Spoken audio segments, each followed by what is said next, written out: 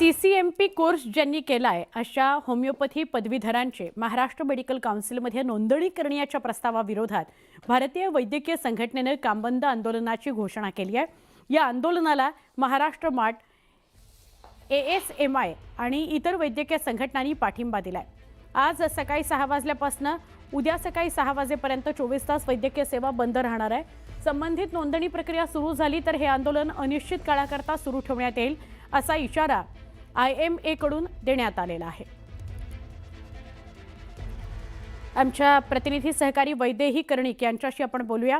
वैदेही, कसा फटका बसतो आहे? आजपासून आंदोलनाला सुरुवात झाली आहे, उद्या सकाळपर्यंत असणार आहे हे आंदोलन आणि हे सगळे डॉक्टर्स त्यांच्या मागण्यांवर ठाम आहेत।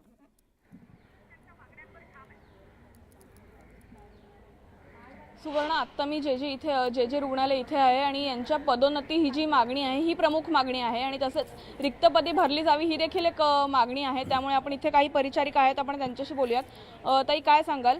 आज तुम्ही हे आंदोलन करताय आणि रिक्त पदं भरली जावीत ही एक मागणी आहे आणि पदोन्नती व्हावी ही देखील एक मागणी आहे। जर शासनाने दखल घेतली नाही तर काय पावलं उचलली जाणार आहेत आणि नेमकं कशा प्रकारचं आंदोलन असणार आहे? आजचं तर 2 तासाचं आंदोलन आहे, पण जर शासनाने जर मागणी मान्य नाही केली किंवा चर्चेसाठी कुठल्याही बोलवलं नाही किंवा आम्हाला काही ठोस निर्णय नाही दिला तर मे बी हे आंदोलन तीव्र स्वरूपात होऊ शकतं। मे बी 1 दिवसाचं काम बंद आंदोलन किंवा पुढे जाऊन जर बेमुदत संपाचा निर्णय फेडरेशन करू शकतो। ताई, काय सांगाल? रिक्त पदं भरली जावीत ही देखील एक मागणी आहे आणि तसंच पदोन्नती व्हावी ही देखील एक मागणी आहे।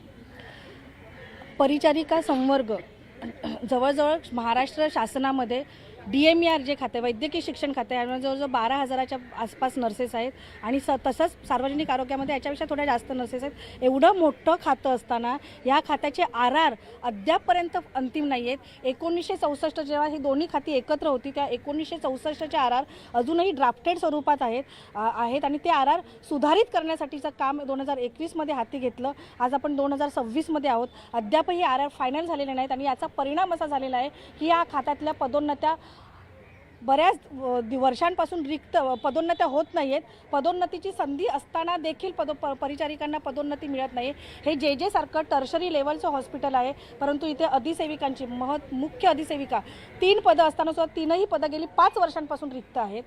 ही आमच्या खात्याची शोकांतिका आहे की पदं रिक्त आहेत आणि पदोन्नतीच्या संधी यांना मिळत नाही आहे। त्यामुळे आजचं आमचं इशारा आंदोलन आहे की हे RR अंतिम करून आमचे जे प्रमोशन्स रखडलेले आहेत ते प्रमोशन्स करावेत आणि आकृतीबंध फायनल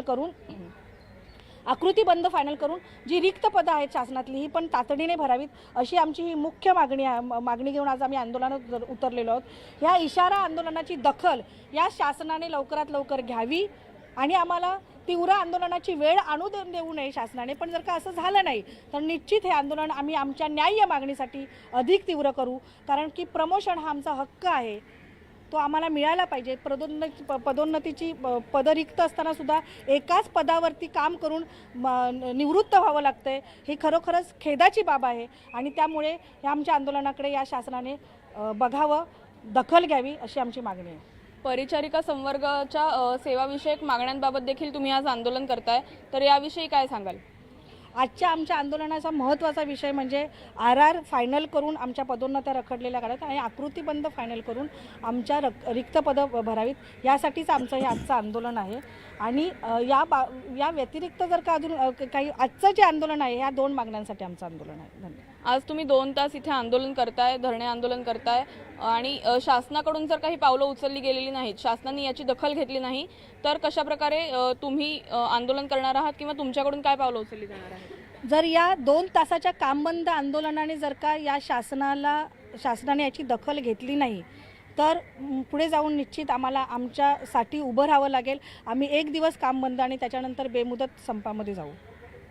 तर आपण बघितलं प्राजक्ता की इथे आंदोलनाची दखल जर शासनाकडून घेतली गेली नाही तर ते बेमुदत संपावरती जाणार असल्याचा इशारा त्यांनी शासनाला दिलेला आहे आणि आज इशारा आंदोलन हे लोक करतायत। त्यामुळे शासन आता कशा प्रकारे दखल घेतं हे पाहणं महत्त्वाचं राहणार आहे। प्राजक्ता, वैदेही, धन्यवाद। तर नर्सेसचं आंदोलन सुद्धा सुरू आहे महाराष्ट्रामध्ये, ते 2 तासाचं आहे, 6:30 ते 9:30 आणि दुसरं जे आंदोलन आहे ते होमिओपॅथीच्या डॉक्टरांसंदर्भातलं आंदोलन आहे आणि ते इतर संघटना आणि डॉक्टर्सनी केलेलं आहे ते मात्र 24 तासाचं आहे. या दोन्ही बातम्यांसंदर्भात आपण बोलत होतो. एक छोटासा ब्रेक इथे घेऊया आणि अजून काही बातम्यांसाठी पुन्हा भेटूया. राष्ट्रीय स्वयंसेवक संघाचे सरसंघचालक डॉक्टर मोहन भागवत जेनझी आणि झेन अल्फा यांच्याशी संवाद साधणार आहेत. मुंबईमध्ये 6 ऑगस्टला हा कार्यक्रम होतोय. या कार्यक्रमामध्ये देशातल्या 100हून अधिक शहरांमध्ये 15 ते 19 वयोगटातील साधारणपणे 2000 हायस्कूलचे विद्यार्थी सहभागी होणार आहेत. मला वाटतं संवाद हा जर लाठीचार्ज करायच्या आधी, टिअर गॅस करायच्या आधी, त्यांच्यावर AK-47 चालवायच्या आधी, तरुण मुला मुलींना ट्रोल्सनी हैराण करायच्या आधी, माफी मागवायच्या आधी हे सगळं जर संवाद झाला असता तर धर्मेंद्र प्रधान यांचा राजीनामा घेण्याची वेळ आली नसती. हा संवाद खूप उशिरा होत आहे. देर आहे लेकिन दुरुस्त नाही आहे असं होत आहे. त्यांना प्रीच करून काही होणार नाही, त्यांना सभ्यता आणि कल्चर बद्दल काय सांगून काही होणार नाही. संवाद हा दोन्ही बाजूनी झाला पाहिजे. जेनजीच्या मनात काय आहे ते ऐकायला तुम्ही आता हे सगळं दाखवत असाल, पण त्यांच्यावर गंजलेले खिळे लावून लाठ्या चालवलेल्या आहेत. महिलांना कसं हँडल केलेलं आहे. एका तरुण मुलाला धमकी दिली की तुझ्यावर 50 ग्रॅम ड्रग्सची चिटकू. हे सगळं जेनजी बरोबर झालेलं आहे. ते जेनजी विसरणार नाही. मी मोहन भागवत साहेबांना विनंती करेल, तुम्ही महाराष्ट्रात येऊ नका, तुम्ही बिहारमध्ये जावा. त्यामुळे देशाचे जे भाजपचे अध्यक्ष आहेत त्यांच्याच मतदारसंघामध्ये जर एवढा मोठा बदल होणार असेल तर या जेनजींनी तुमची खऱ्या अर्थाने वाट लावली आहे. हे आता तुम्हाला स्वीकारावं लागेल. मन की बात आम्हाला ऐकायची नाही, जनतेची बात ऐकणं हे आज महत्त्वाचं आहे. त्यामुळे मन की बात, संवाद हे गोंडस शब्द आता तुमच्याकडे ठेवा. भारताच्या युवांनी निर्णय घेतलेला आहे. अहंकार तोडून काढायचा,